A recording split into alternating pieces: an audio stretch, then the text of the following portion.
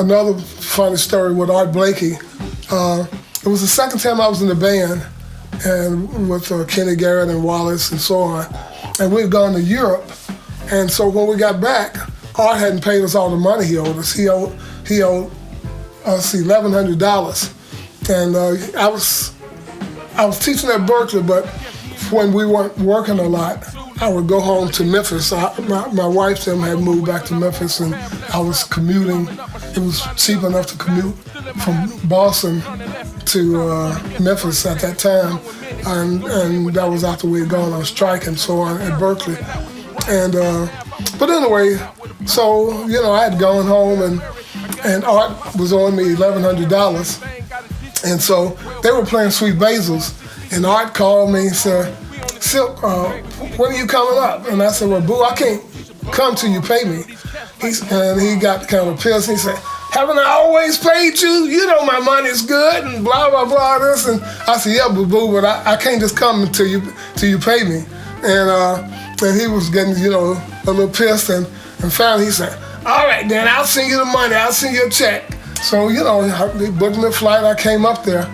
So when I walked in the club, and I found out Art had called around to see what pianists he could get to play the gig, and I think he had called George Cables and Cedar and a few people, and they couldn't do it. And so when I came in the club, he was so glad to see me. We just both broke out laughing, and so I came up, and after all that talking Art did, talking about his money's good, blah blah blah, and then my wife tried to cash the check and it bounced, and so, but the funny part about it, I told my wife before I left, I said, well, if Boo don't pay me, I'm okay with him owing me $1,100, because what I've gotten from him is worth much, much more than $1,100. So if he hadn't paid me, I would have been fine. And eventually he did pay me, but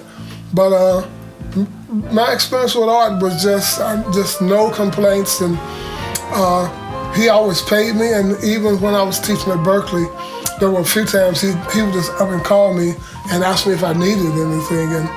And I remember one time he called me and asked me if I had any new music if I had written any new music I could share with the band. And so I came down, and during that time, I called Winton and told him I'd stop by his place, and that's when I ended up playing Winton some of my material. I played him A Fair Deal More, and he liked it, but it was too inside for him, and so I played him a tune called Insane Asylum, and he really liked it, and so he ended up recording that. And then I can't remember what tunes I played for Art in the band, but